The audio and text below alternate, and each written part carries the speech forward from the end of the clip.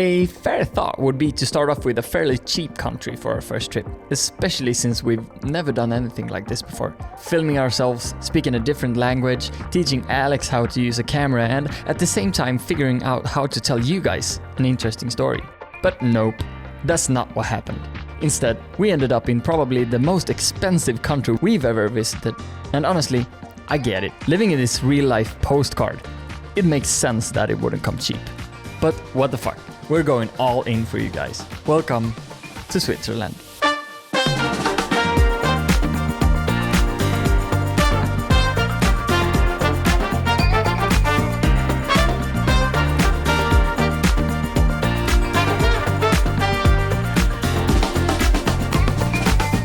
You know, you're my best friend. Yeah. And this is our first trip to Switzerland, our first trip with country by country. And I wanted to make this memorable. Actually, I haven't told you what we're going to do today.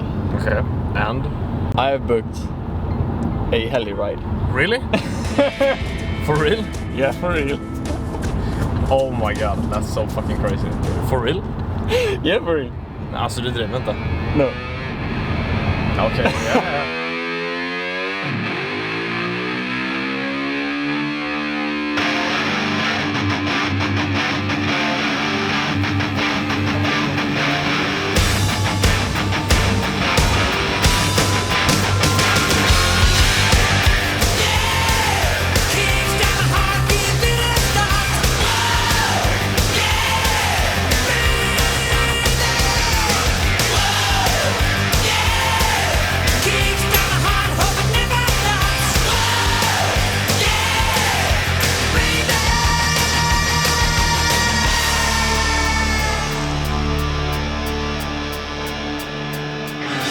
What did you think? Yeah. It's so crazy to see people like going into a helicopter, but to be in it by yourself, a completely different like feeling. We just were at the highest accessible point in Europe, I think. Yeah, I think 4,800 plus meters. Like 4 minutes ago. Yeah, 4 minutes ago. And you freaking drove straight into a wall. Yeah. Apparently, the windows he sped towards before making a last-second turn belonged to a train station nestled in the middle of a mountain, built over a century ago. Unfortunately, we didn't capture a good video of it. We were too caught up in the adrenaline of bracing for death. I don't get it. I don't get it. We did it. Yeah, we did it. After completing our first mission, we drove as far as we could into the mountainside to maximize our chances of encountering a local. At first, everything went according to plan. We met a friendly lady who suggested we have lunch at the local hotel. Yes, here in Stechelberg, Yeah. at the end of the valley, The end of the valley. is the Hotel Stechelberg. Okay. There you can eat very good food. Okay. Yes. Have a nice day. Have a nice day. Bye. So I think we go to this hotel right here. I'm not gonna try to pronounce it, but yeah. Soon, we started to realize we might have ended up in the completely wrong place for meeting Swiss people. Are you from here? No, I'm from Denmark. From Denmark? Mission failed. We'll get them next time. Yeah, you are from China. How did I ask you? What are you doing here? Good question. After leaving the Danish girl that didn't know what she was doing in the middle of the Swiss mountains, well, we just had to enjoy the view and try to find someone in Interlaken instead, where we're staying for the night. But, well, you'll see how that turns out. I just paid for the meal, for the lunch. Yeah. Yeah, I know. How much do you think it cost? We're in Switzerland and it's pretty off-grid. Euros. 50 euros maybe? 55? Something tells me it's not 55 euros. 85. 85 euros! For lunch. 85 euros! I had veal! Okay, chill. Mushroom sauce.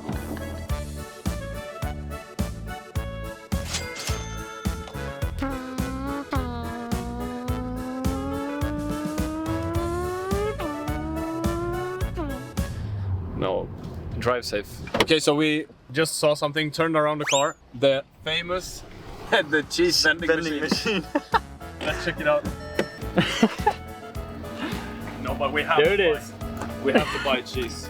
Didn't take long before we got distracted by the scenery again, and after checking out the views, we made our way to the hotel. What? My name. This is how I usually sleep, my go-to sleeping position. If you also sleep, maybe give this a thumbs up. Well, after Alex worked his magic with some incredible yoga moves to heal his foot, we set out to find some locals. Turns out, we were in just the right mood. Have you noticed how many Asians there are here? I mean, of course we can't tell if these people are actually locals, judging by their appearance, but with the mission being to find a Swiss person, I don't think anyone would say this looks promising for us. So we decided to ask someone. Are you born and raised here? No, I'm from Czech Republic. I'm so sorry. Okay. Is there anyone from here, born and raised? No one? No, we are all from other sides of the world. Is it because Interlaken is such a touristy place? Is it? Yeah. At this point, we were starting to doubt the whole thing. I mean, how could we be so stupid to travel to the most touristy place ever with a mission to find Swiss people? But honestly, if that's the case, then so be it. Maybe we just had to find the beauty in that.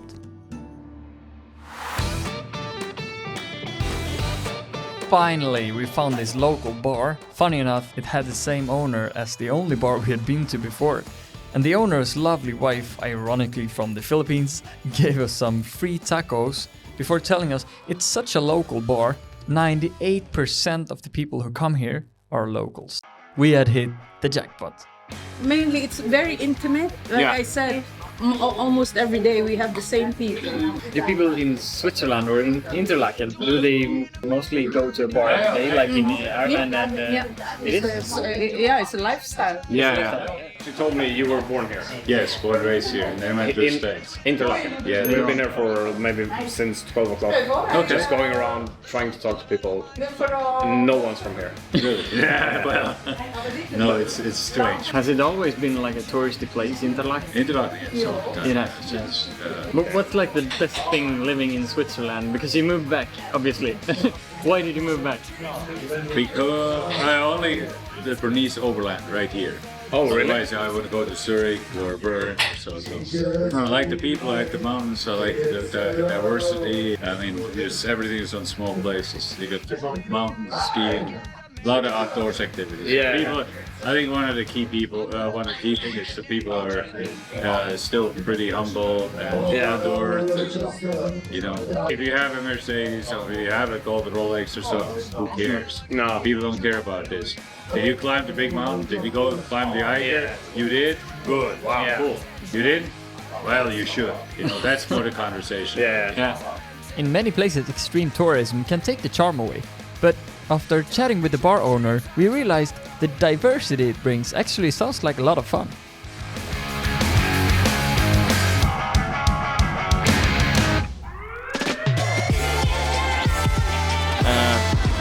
The Ballbahn. Nej, vad fan. The Bellebahn! Oh, sorry. Ball or noise? No. India Kinget. What?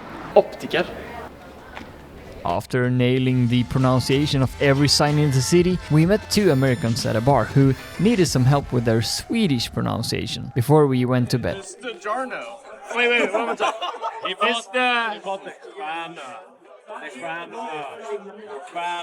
It was called the Stajarno. No. Stajarno. Hi. Timmy. How are you? This is Andy, who kindly invited us to a barbecue at his farm in the beautiful town of Neuenkirch. Nice to meet you. Nice to meet you. How are you? Yeah, fine. And you too? Yeah, we're Great. Hi. Alex. Andy. Nice to meet you. Right away, we got a quick tour of the farm where Andy and his siblings grew up. Today, his brother and his family live there alongside their parents, something quite unusual for us Swedes. But at the same time, I find it kind of beautiful living that close to your parents. And after helping out with absolutely nothing as we said we would, Andy's friend Florian joined us before we headed out to the fire pit.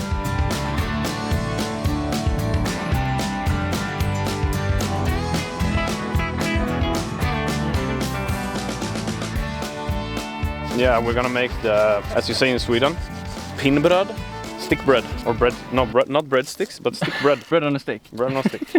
So, and make a ball. I'll do it with you. Yeah, make a ball and then squeeze it like a snail. Like a snail, yeah. Snail bread, yeah. A snail bread.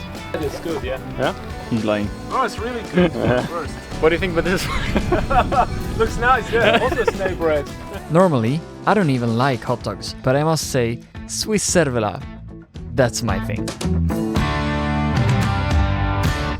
With a full stomach, I couldn't resist asking Florian a few questions. How was it like growing up here? Growing up in Switzerland is it's fantastic, right? So you have very good schools, and my parents were. I've been very lucky with my parents because they could take care of me. Family is very important in Switzerland. Yeah. So and it is still for me and my wife. Family is very important. So it was good. I was very often in the forest and with my friends, doing some fires. Sounds like most of the Swiss people are hiking or in the nature a lot. That's true. That's true. Hiking, skiing, being in the nature. That's a little bit Switzerland. Yes. Would you say you're happy people in Switzerland? I think so. I think so. Could it be because of the nature? It is because of the nature, I think, and it is. Of course, because economics is very good and politics is working. Yeah. But it's, of course, also because of the nature. Yeah. We have the mountains, we have our lakes. And, Other than family and stable economics, I really do think this incredible nature has an effect on you. I mean, this is their view every day.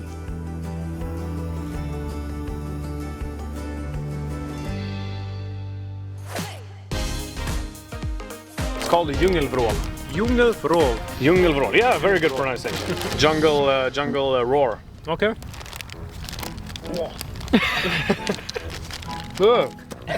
No? What's that? Salt licorice. No? No. 1 to 10? 3. Well, maybe that wasn't the best gift, but let's see what Andy's dad thinks about it. It's called Djungelvrål. How do you say jungle roar? Saw you.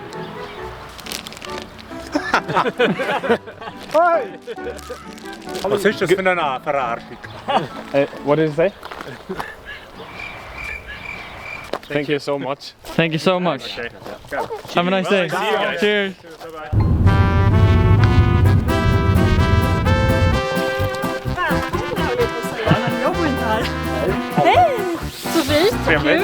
This is Sophie, originally from Sweden, but for the past 5 years, she's been living here in Switzerland because of love. She invited us to dinner later, but joined us early for our meetup with a Swiss musician named Franz.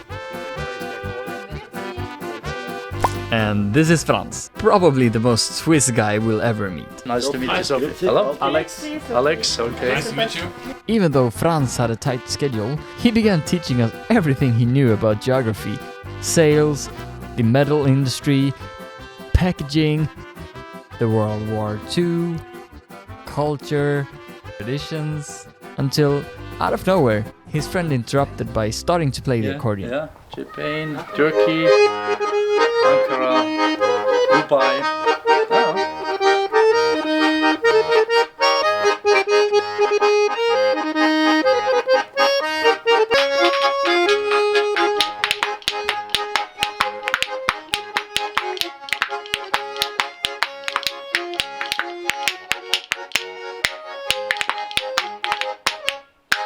Now, watch this, because this is Alex playing an instrument called the Talersvingen while trying to fit in.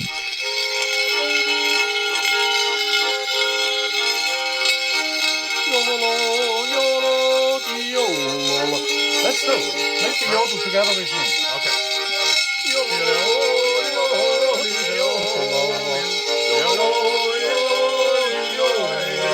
Only.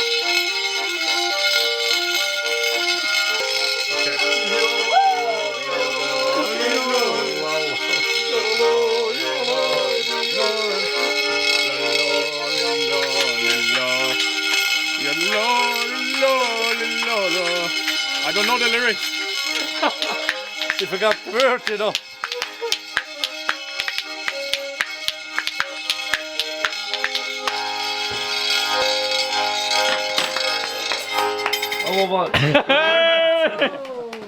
You have to practice the lyrics, Alex, but otherwise... I have to go home and practice.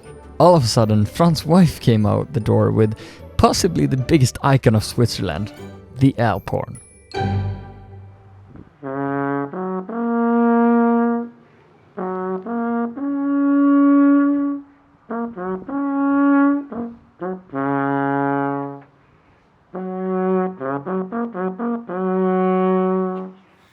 don't you have any instructions? No, just start, and then when you miss it, then I'm going to give you the instructions. No, you must stay easy, like a Swiss guy, not like an Olympic.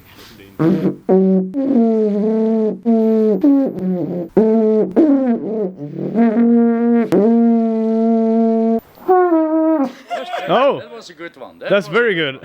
I guess Sophie beat me on that, but let's see if I'm better off with something else. Maybe like spoons?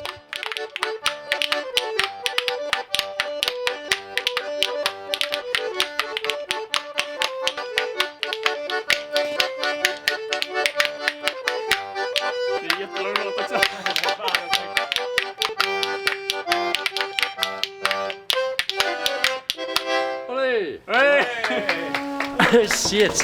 When we all thought Franz had to leave for his upcoming gig, he asked if we wanted to see his catacomb instead. Is the catacomb? Oh, this is what you mean by catacomb. Okay. Nice to meet you. Cheers. This is even homemade. Oh, Then finally, but sadly, we left this amazing guy, his kindness, and his stories behind. Thank you, Franz, for showing us how to be the perfect Swiss grandpa.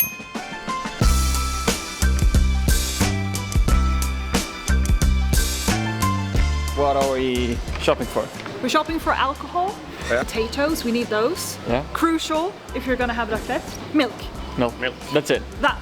Yeah, that's about it. I've done preparations and now it's the final touches. Let's start with cat food. so potatoes, milk, and alcohol. Potatoes, milk, and alcohol. And then we arrived at our final destination, dinner with Sophie and Sylvie, who didn't hesitate for a second to invite us into their beautiful home. Along with an amazing raclette dinner, we had such a great time that the evening flew by. We even forgot we had planned a bar tour. So tell us, what do we have here? This is raclette. The Swiss would claim it's a Swiss thing. The French would claim it's a French thing. The Germans would claim it's a German thing. It's cheese. Here you can buy it anywhere. You've seen the vending machine. Yeah. So Yeah, they true. exist. You take this, they're all done now. They're nice and warm. Yeah. I think this is yours. I switched places. So I take this one? Yeah, exactly. Okay. You take this one, I'll take this one. You take yours. And then you have this little tool. So now, over your potatoes, this is just how we do it. You can do it wherever. I need more do it like this. You take it take and you it. just pour it over. Yeah, right? you just pour it just on top. See, look at that. Actually amazing. What else do we have? Zucchini, We have tomato. tomatoes, pickles, and pickled onion. The truffle was very nice. Right, that's nice.